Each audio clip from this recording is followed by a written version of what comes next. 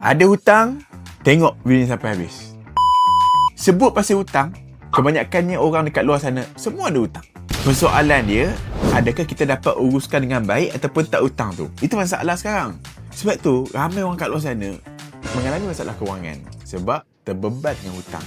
Sebenarnya, ada je solution untuk selesaikan hutang yang lebih cepat. Ada je strategi untuk cepatkan habis bayar hutang. Cuma kadang-kadang kita tak rasa benda tu penting. Sebab kita dah rasa selesa hutang yang kita ada, kita dah boleh bayar. Sedangkan kita boleh jimat banyak sehingga kita selesai lebih awal.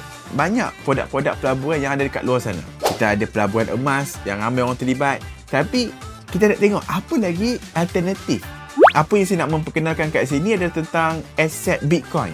Dan kalau kita dapat lihat pulangan kepada aset Bitcoin jauh lebih tinggi berbanding produk-produk lain yang ada kat luar sana. Kepada anda yang dekat luar sana, kalau rasa nak belajar tentang pelaburan Bitcoin dan juga kripto, hadir ke Labur Kripto.